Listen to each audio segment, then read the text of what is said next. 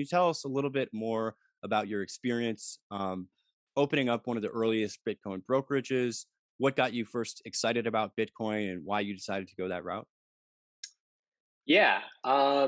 So kind of starting from the beginning, like the way that I first learned about Bitcoin was a little bit of a circuitous path. So I was kind of in a mindset of trying to think of like ideas to build a company around. And I had this idea that, wouldn't it be cool if you could find some alternative to advertisements to powering kind of like the free internet?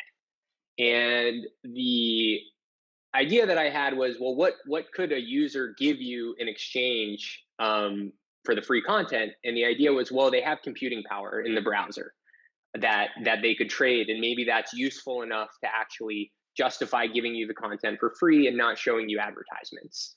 So I was kind of like going down this rabbit hole. And the issue with this is like you can't just do any old like computation. You have to where like because most computation you have to know like the answer to the first part before you can even ask the second part. So you have to find something that's like massively parallelizable. And so I was looking for problems that were parallelizable but also monetizable. And like in researching this, I came across Bitcoin. I think similarly Wait, around what year was this?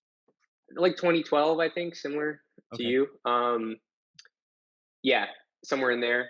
And just became really fascinated by the technology itself. Like fell in love with Bitcoin as an idea. And at the time I was kind of really just thinking a lot about financial systems, like how the Fed works, sort of inflation built into our system, quantitative easing, kind of just feeling like, well, this is an injustice. And so I was really excited about Bitcoin and started just getting into it in different ways.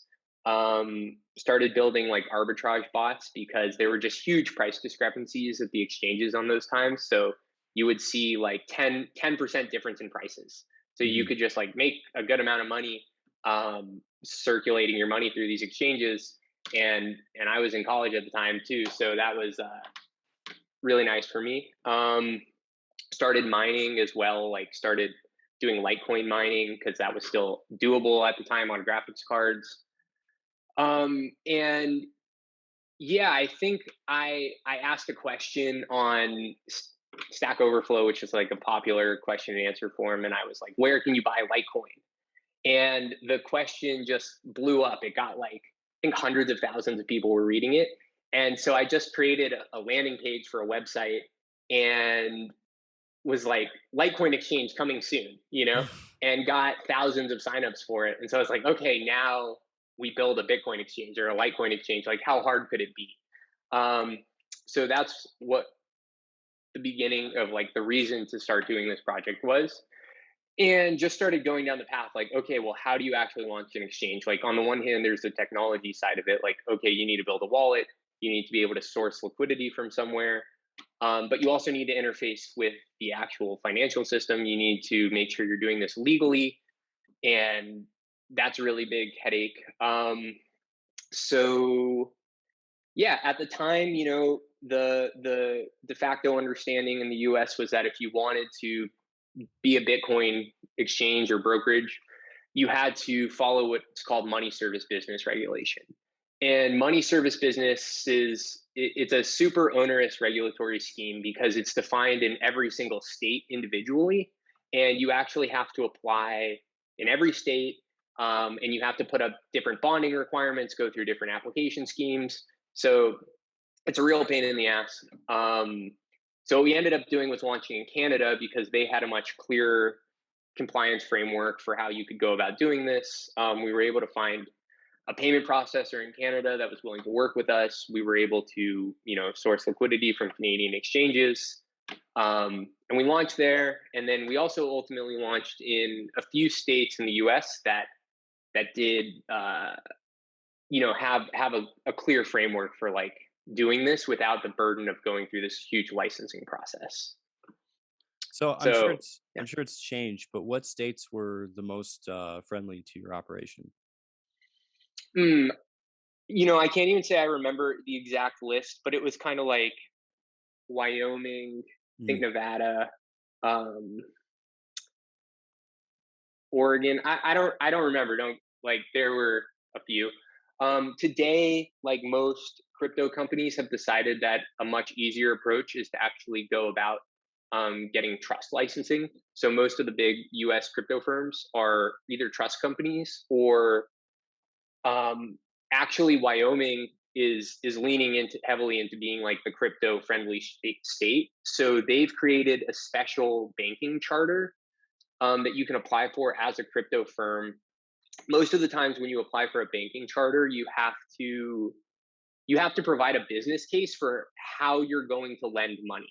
Like you have to prove that you can lend money profitably to get a banking charter. And people that want banking licenses to be crypto firms have no interest in lending money because Mhm. it's not really their model. They're really just trying to get access to the Fed and access to the Nacha and the wire networks. Um, so Wyoming's created this carve out for them. So that's pretty cool. So like Kraken, I believe, got their banking charter in Wyoming. I think Square also did. Could be wrong about that, but yeah, Cool, cool. And you know, so obviously you had this opportunity where you created this landing page, it got hugely popular, and then you said, "Oh crap, I better actually build this thing."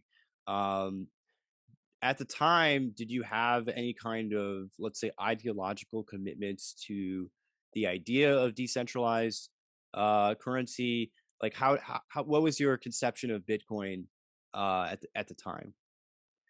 yeah, absolutely. I was very much an ideological believer in creating a money system that couldn't be manipulated by the government. I was kind of a political mindset such that inflation is kind of this secret tax is theft from the general Yes. populace. And so if you can have a system that's able to avoid that, then that's really cool. And kind of like having this sovereignty of money that existed independent of the nation state was like a really appealing idea to me. And I think that idea has been taken a lot further with this idea of just generalized distributed computing into spheres beyond money. But I was really excited about it from just a pure money perspective at the time. Yeah. So what ended up happening with that exchange? Yeah, so I think we had a decent level of success. We did several $1 million of transaction volume, but when you're charging 1% on trades, it's not that satisfying of a business to be in.